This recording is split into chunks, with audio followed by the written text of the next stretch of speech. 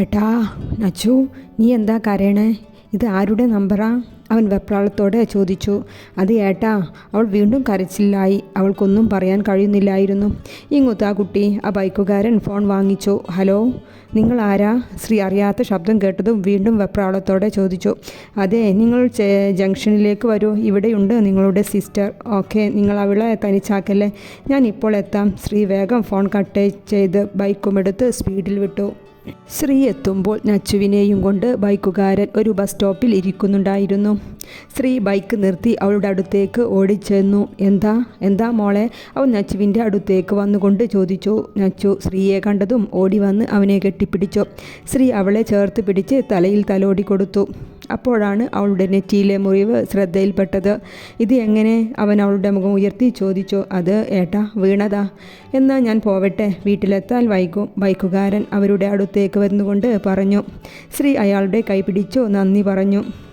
ഈ സമയം വീട്ടിൽ നച്ചു നച്ചു സീത വിളിച്ചുകൊണ്ട് നടക്കുകയാണ്. എന്താ സീത? അവൾ അച്ഛൻ്റെ അടുത്തുണ്ടാകും, സുദേവൻ അങ്ങോട്ട് വന്നുകൊണ്ട് പറഞ്ഞു. അപ്പോഴാണ് മുത്തശ്ശൻ ഹാളിലേക്ക് വരുന്നത്.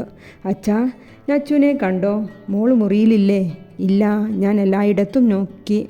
മുത്തശ്ശ, നച്ചു പുറത്തേക്ക് പോകുന്നത് കണ്ടല്ലോ, ഞാൻ വിളിച്ചിട്ട് അവൾ കേട്ടില്ല. ജിത്തു അങ്ങോട്ട് വന്നുകൊണ്ട് പറഞ്ഞു. അവൾ എവിടെ പോയതാ ഈ രാത്രി? മുത്തശ്ശൻ സ്വയം പറയുകയാണ്. ജിത്തു, നീ ശ്രീക്ക് വിളിച്ചു നോക്ക്, അവൻ്റെ അടുത്തേക്ക് പോയിട്ടുണ്ടാവോ? അവൻ അപ്പുവിൻ്റെ അടുത്തുണ്ടെന്ന് നച്ചു പറഞ്ഞിരുന്നു. ശ്രീ, നച്ചു നിൻ്റെ അടുത്തുണ്ടോ? ആ, ഞങ്ങൾ അങ്ങോട്ട് വരുവാണ്. ശ്രീയേട്ടാ, നച്ചു അവനെ വിളിച്ചോ. ഈ നേരത്ത് നിന്നോട് ആരാ പുറത്തിറങ്ങാൻ പറഞ്ഞേ? അവൻ ഗൗരവത്തിൽ ചോദിച്ചു. അത് ശ്രീയേട്ടൻ ഫോൺ എടുക്കാഞ്ഞിട്ടല്ലേ? നച്ചു തല താഴ്ത്തിക്കൊണ്ട് പറഞ്ഞു. വാ, വീട്ടിലാക്കി തരാം. വേണ്ട. അതെന്താ, നീ ഇന്ന് ഈ റോട്ടിലാണോ കിടക്കുന്നത്? ശ്രീയേട്ടൻ വീട്ടിലേക്ക് വാ, എന്നാലേ ഞാൻ പോകൂ, അവൾ ചുണ്ടും കൂർപ്പിച്ചുകൊണ്ട് പറഞ്ഞു. എന്തോ ശ്രീക്ക് അവളോട് ദേഷ്യപ്പെടാൻ തോന്നിയില്ല. വാ, ഞാനും വരാം. സത്യം, ഇനി വീട് വിട്ടു പോവില്ലല്ലോ? അവൾ കൊച്ചു പിള്ളേരെ പോലെ ചോദിക്കുകയാണ്. ശ്രീ ഇല്ല എന്ന രീതിയിൽ തലയാട്ടി കാണിച്ചു. അവൾ അവൻ്റെ അടുത്തേക്കൊന്നുകൂടെ ചേർന്ന് നിന്നു. പോകാം? ശ്രീ അവളെ ചേർത്ത് പിടിച്ച് ചോദിച്ചു. അവളൊന്ന് മൂളി. വീട്ടിലെത്തിയതും നച്ചു ഓടിച്ചെന്ന് മുത്തശ്ശനെ കെട്ടിപ്പിടിച്ചു. എൻ്റെ കുട്ടി മുത്തശ്ശനെ പേടിപ്പിച്ച് കളഞ്ഞല്ലോ. അയ്യോ, തലയ്ക്കെന്താ പറ്റിയേ? മുത്തശ്ശൻ വെപ്രാളത്തോടെ ചോദിച്ചു. അതൊന്നുമില്ല, തല ഇരുട്ടത്ത് മുട്ടിയതാ, അവൾ സൈഡിൽ നിൽക്കുന്ന ശ്രീയെ നോക്കിക്കൊണ്ട് പറഞ്ഞു. ശ്രീ നച്ചുവിൻ്റെ മുറിയിൽ ടേബിളിൽ ചാരി നിൽക്കുന്നുണ്ട്. നച്ചു കണ്ണാടിയിൽ നോക്കി നെറ്റിയിലെ മുറിവ് നിരീക്ഷിക്കുകയാണ്. ശ്രീ അവളെ കണ്ണെടുക്കാതെ നോക്കുന്നുണ്ട്. എന്താ ഇങ്ങനെ നോക്കണേ? നച്ചു കണ്ണാടിയിൽ നിന്ന് നോക്കിയിൽ തന്നെ അവനോട് ചോദിച്ചു. എടി പൊട്ടി, നിനക്ക് എന്ത് ധൈര്യമുണ്ട് ഈ പാതിരാത്രി പുറത്തിറങ്ങാൻ? അവൻ അവളുടെ അടുത്തേക്ക് വന്നുകൊണ്ട് ചോദിച്ചു. ആ ഓട്ടോക്കാരൻ എവിടെയെങ്കിലും കൊണ്ടുപോയെങ്കിൽ കൊണ്ടുപോയി കൊന്നോട്ടെ, ശ്രീധർക്ക് പ്രശ്നമൊന്നുമില്ലല്ലോ. ഓ, കൊന്നോട്ടെ പോലും. അവരെ അങ്ങനെ പെട്ടെന്നൊന്നും കൊല്ലില്ല.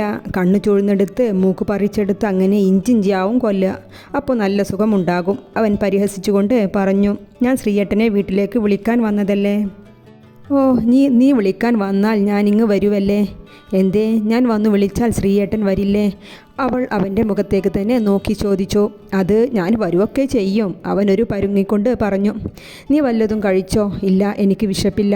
വാ, കുറേ ഓടിയതല്ലേ പാതിരാത്രി, ഞാൻ നല്ല സാൻഡ്വിച്ച് ഉണ്ടാക്കി തരാം. അവൻ അവളുടെ കൈ പിടിച്ച് വലിച്ചെഴുന്നേൽപ്പിച്ച് അടുക്കളയിലേക്ക് നടന്നു. രണ്ടുകളുടെയും ചുണ്ടിൽ ഒരു പുഞ്ചിരി ഉണ്ടായിരുന്നു. ഇരുവരും നടുമുറ്റത്തിരുന്ന് സാൻഡ്വിച്ച് കഴിച്ചുകൊണ്ടിരിക്കുകയാണ്. ശ്രീയേട്ടാ, ഇനി എങ്ങനെ കാനഡയിൽ പോകും? അതിനൊക്കെ വഴിയുണ്ടാകും. നീയും വാ നച്ചു എൻ്റെ കൂടെ. നച്ചു ഒന്നും മിണ്ടാതെ ശ്രീയുടെ മുഖത്തേക്ക് തന്നെ നോക്കിയിരുന്നു. എന്തേ നച്ചു? ശ്രീ നെറ്റി ചുളിച്ച് അവളോട് ചോദിച്ചു. ഹേയ്, ഒന്നുമില്ല ഏട്ടാ. ഏട്ടൻ പോയി ഏട്ടൻ്റെ സ്വപ്നമെല്ലാം നേടും. ഞാൻ കൂടി ഇവിടെ നിന്ന് വന്നാൽ മുത്തശ്ശനും അപ്പച്ചിയുമെല്ലാം തനിച്ചാവില്ലേ? ഞാൻ ഇവിടെ ഉണ്ടെങ്കിൽ അത് ശ്രീയേട്ടനും ആശ്വാസമുണ്ടാക്കും. അവർ കുറേ നേരം അവിടെ സംസാരിച്ചിരുന്നു. എന്നും നേരത്തെ എഴുന്നേറ്റ് വരുന്ന നച്ചുവിനെ കാണാഞ്ഞിട്ടാണ് സീത അവളുടെ റൂമിലേക്ക് വന്നത്. അമ്മയുടെയും അച്ഛൻ്റെയും ഫോട്ടോ കെട്ടിപ്പിടിച്ച് ഉറങ്ങുകയാണ് നച്ചു. സീത ആ ഫോട്ടോ എടുത്തു നോക്കി. അവളെ തലയിൽ ഒന്ന് തലോടി. അയ്യോ, പൊള്ളുന്ന പനിയുണ്ടല്ലോ. സീത അവളെ ഉണർത്താതെ വേഗം പുറത്തേക്ക് നടന്നു. ഈ സമയം ശ്രീ മുത്തശ്ശൻ്റെ റൂമിലാണ്. മുത്തശ്ശ, ഷോപ്പിൻ്റെ കീത്താ, എന്നോട് മാപ്പ് പറയൂ. ഇവിടെ നിന്ന് ഇറങ്ങിപ്പോയതിന്. മുത്തശ്ശൻ എവിടെയോ നോക്കി പറയുകയാണ്. ശ്രീ മുത്തശ്ശൻ്റെ അടുത്തേക്ക് വന്നിരുന്നു. മുത്തശ്ശൻ്റെ കവിളിൽ ഒരു ഉമ്മ നൽകി. സോറി മുത്തശ്ശ. മുത്തശ്ശൻ ഒന്ന് മൂളി കയ്യിലുള്ള കീ അവനു നൽകി. ശ്രീ, സീത വിളിച്ചുകൊണ്ട് അങ്ങോട്ട് വന്നു. എന്താ സീത, നീ എന്തിനാ ഇങ്ങനെ വെപ്രാളപ്പെട്ട് വരുന്നത്? അച്ഛാ, നച്ചുവിന് നന്നായി പനിക്കുന്നുണ്ട്. ശ്രീ വേഗം അവളെ ഹോസ്പിറ്റലിൽ കൊണ്ടുപോ. ശ്രീ അവളുടെ റൂമിലേക്ക് പോയി. കൂടെ മുത്തശ്ശനുമുണ്ട്. ശ്രീ അവളെ ചാരി ഇരുത്തി. സീത അവൾക്ക് കഞ്ഞി കൊടുക്കുകയാണ്. മതി അപ്പച്ചി, എനിക്ക് കിടക്കാൻ തോന്നുക. നച്ചു, ഹോസ്പിറ്റലിൽ പോകാം, നീ ഫ്രഷ് ആവോ? ശ്രീ പറഞ്ഞു. അവൾ ദയനീയമായി അപ്പച്ചിയെ നോക്കി. ശ്രീ, നീ മോളുടെ ഡ്രസ്സ് എടുത്തു വെക്ക്, ഞാൻ അവളെ കൊണ്ടുപോയി ഫ്രഷാക്കാം. സീത അവളെ പിടിച്ച് ബാത്റൂമിൽ കയറി. ഈ സമയം ശ്രീ അവളുടെ കബോർഡ് തുറന്ന് അവൾക്ക് ധരിക്കാനുള്ള കുർത്തയും പാൻറ്റും എടുത്തു വെച്ചു. മുത്തശ്ശ, എന്താ ഇങ്ങനെ മിണ്ടാതെ ഇരിക്കുന്നേ? നച്ചുവിൻ്റെ റൂമിൽ മുത്തശ്ശൻ ഇതെല്ലാം കണ്ട് മിണ്ടാതെ ഇരിക്കുന്നുണ്ടായിരുന്നു. എൻ്റെ മോളുടെ മുഖത്ത് കുറച്ചായി ഒരു സങ്കടമുണ്ട്. പണ്ടത്തെ ആ ചുറുചുറുക്കൊന്നുമില്ല. എൻ്റെ കുഞ്ഞിന് ഈ വീട്ടിൽ എന്ത് ബുദ്ധിമുട്ടാണ് ഉള്ളത് ആവോ, മുത്തശ്ശൻ സ്വയം പറയുകയാണ്. ശ്രീ, നീ മോളെ ഡ്രസ്സിങ് എടുത്തേ. ശ്രീ ബാത്റൂമിൻ്റെ അടുത്തേക്ക് ഡ്രസ്സ് കൊണ്ടുകൊടുത്തു. സീത ഡോർ അല്പം തുറന്ന് ഡ്രസ്സ് വാങ്ങിച്ചു. ശ്രീ, കുഞ്ഞിനെ പിടിച്ചേ. കുറച്ച് സമയം കഴിഞ്ഞതും സീതയുടെ വിളി വന്നു. ശ്രീ ഡോർ തുറന്ന് ഇറങ്ങി വരുന്ന നച്ചുവിനെ ഇരു കൈകളിലും കോരിയെടുത്ത് ബെഡിലേക്കിരുത്തി. കണ്ടോ മുത്തശ്ശ, മുത്തശ്ശൻ്റെ മോൾക്ക് ചെറിയൊരു പനിയേ ഉള്ളൂ. ഒന്ന് ഫ്രഷായപ്പോഴേ അത് ഉഷാറായത്. ശ്രീ നച്ചുവിൻ്റെ താടി പിടിച്ച് മുഖം മുത്തശ്ശൻ്റെ സൈഡിലേക്ക് തിരിച്ചുകൊണ്ട് പറഞ്ഞു. എനിക്കൊന്നുമില്ല മുത്തശ്ശ, ചെറിയൊരു ക്ഷീണമേ ഉള്ളൂ. നച്ചുവും ക്ഷീണിച്ച സ്വരത്തിൽ പറഞ്ഞു. പിന്നെ സീതയും ശ്രീയും കൂടി അവളെ ഹോസ്പിറ്റലിൽ കൊണ്ടുപോയി. തിരിച്ചു വന്ന നച്ചുവിന് ശ്രീ തന്നെ ഭക്ഷണവും മരുന്നും നൽകി കിടത്തി. നച്ചു അസുഖക്ഷീണത്തിൽ ആണെങ്കിലും ശ്രീയുടെ ഈ കെയറിങ് ആസ്വദിക്കുന്നുണ്ടായിരുന്നു. നച്ചു ഒരാഴ്ചയോളം ഫുൾ റെസ്റ്റിൽ ആയിരുന്നു. നച്ചു, നാളെ രാധികയും കുടുംബവും വരുന്നുണ്ടെന്ന്. അമ്മ, കാവ്യ ഉണ്ടാവില്ലേ? ചോദിച്ചുകൊണ്ട് ശ്രീ അങ്ങോട്ട് വന്നു. ആ, ഹരിമാമനും ഉണ്ടാകും. നച്ചു, അടുക്കളക്കാരിലേക്ക് ഒരാളെ കൂടി നോക്കേണ്ടി വരും. ഈ വരുന്ന പെണ്ണുങ്ങളൊന്നും അടുക്കളയിൽ ചവിട്ടില്ല. വെച്ച് വിളമ്പി നമ്മുടെ നടുവൊടിയും. നച്ചു ചിരിച്ചുകൊണ്ട് അപ്പച്ചി പറയുന്നതെല്ലാം കേട്ടു നിന്നു. രാധികയും കുടുംബവും രാത്രിയാണ് എത്തിയത്. ഏട്ടാ, രാധിക വിളിച്ചുകൊണ്ട് സുദേവിനെ കെട്ടിപ്പിടിച്ചു. നീ എന്തേ രാജീവിൻ്റെ കൂടെ വരാഞ്ഞേ? ഏട്ടാ, കാവ്യക്ക് മോൾക്ക് എക്സാം ആയിരുന്നു. ഹായ് ശ്രീയേട്ടാ. ശ്രീയേട്ടനെ കണ്ടതും കാവ്യ ഓടി വന്ന് അവനെ കെട്ടിപ്പിടിച്ചു. ഇത് കണ്ടുകൊണ്ടാണ് നച്ചു അങ്ങോട്ട് വന്നത്. അവളുടെ മുഖം ഒന്ന് മാറി. നച്ചുവിനെ കണ്ടതും കാവ്യ അവളെയും കെട്ടിപ്പിടിച്ചു. നച്ചു, ഈ ശ്രീയേട്ടൻ ഒന്നുകൂടെ ഹാൻസം ആയിട്ടുണ്ട് അല്ലേ? ശ്രീയെ ഒഴിഞ്ഞു നോക്കിക്കൊണ്ട് കാവ്യ പറഞ്ഞു.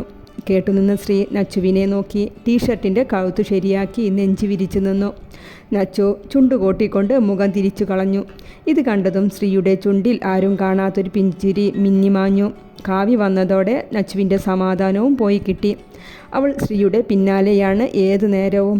കാവ്യ നേരം പുലർന്നപ്പോഴേ ശ്രീയുടെ കൂടെ കറങ്ങാൻ പോയതാണ്. നച്ചു രാധികയ്ക്കും ഹരിക്കുമുള്ള ചായയുമായി അവളുടെ റൂമിൽ മുട്ടി അകത്തേക്ക് കയറി. ആ നച്ചു മോളെ എന്താ ഇപ്പോൾ പഠിക്കണേ? ഹരിയാണ് ചോദിച്ചത്. ഹരിമാമ, ഞാൻ ആർക്കിടെക്ചറിന് ചെയ്യുകയാണ്. ആഹാ, നല്ല കാര്യം. നച്ചു, കാവ്യ എന്തേ? രാധിക അപ്പച്ചി അവൾ ശ്രീയേട്ടൻ്റെ കൂടെ പുറത്തു പോയിരിക്കുന്നു. ഇത്രയും രാവിലെയോ? എൻ്റെ മോളെ സ്വഭാവം നിനക്കറിയില്ലേ? അവൾ പിടിച്ച മുഴലിന് 3 കൊമ്പ് എന്ന രീതിയാണ്. രാധു, നീ ശ്രീയുമായുള്ള അവളുടെ കറങ്ങൾ നിർത്തിക്കോ. ആ ചെക്കന് പുറത്തു പോകാൻ നോക്കി നടക്കുക. അതിന് ഹരി, ഞാനും ശ്രീജയും കൂടി കാവ്യയും ജിത്തുമായുള്ള കല്യാണം ഉറപ്പിച്ചതാണ്. ഓ, ഇത് കേട്ടുകൊണ്ടാണ് നച്ചു റൂമിന് പുറത്തേക്ക് ഇറങ്ങുന്നത്. അവൾ ശ്രീയുടെ കാര്യത്തിൽ വീണ്ടും അസ്വസ്ഥതയായി. ഇനി എങ്ങാനും കാവ്യ അവനെ വളച്ചെടുത്താലോ എന്നൊരു പേടിയുണ്ട് കുട്ടിക്ക്. ശ്രീ, നച്ചു ബോറിംഗ് ആണ് അല്ലേ? ബോറിങ്ങോ? കാവ്യ എന്താ ഉദ്ദേശിച്ചേ? ഐ മീൻ എപ്പോഴും ഒരു ഗ്ലൂമി ആയിട്ട്. അയ്യോ, അവൾ ബോറിംഗ് ഒന്നുമല്ല, എല്ലാ കാര്യത്തിലും വലിയ സ്മാർട്ടാണ്. ഓക്കെ, എന്നാലും ഇന്നലെ രാത്രി ഒരു മൂവി കാണാൻ വിളിച്ചപ്പോൾ പറയുക അവൾക്ക് ഉറങ്ങണമെന്ന്, രാവിലെ നേരത്തെ എഴുന്നേൽക്കണം, ബ്രേക്ക്ഫാസ്റ്റ് ഉണ്ടാക്കണം എന്നൊക്കെ. അതുതന്നെ അല്ലേ ഞാൻ പറഞ്ഞേ. അവൾക്ക് എല്ലാവരുടെയും കാര്യത്തിൽ വലിയ ശ്രദ്ധയാണ്. പ്രായത്തിൽ കൂടുതൽ പക്വതയാണ്. കുറച്ച് കുറുമ്പിയാണ്. അത് അവൻ ശബ്ദം താഴ്ത്തിയാണ് പറഞ്ഞത്. അവളെ ഓർത്ത് അവൻ്റെ ചുണ്ടിൽ പുഞ്ചിരി നിറഞ്ഞു നിന്നു. ദേവാ, ആ പണിക്കരെ അടുത്ത് ഒന്ന് പോകണം. നച്ചുവിൻ്റെ ജാതകം ഒന്ന് നോക്കിക്കണം. നിനക്ക് എന്നാ ഒഴിവുള്ളത്? മുത്തശ്ശൻ സുദേവിനെയും സീതയെയും മുറിയിലേക്ക് വിളിച്ചു വരുത്തിയതാണ്.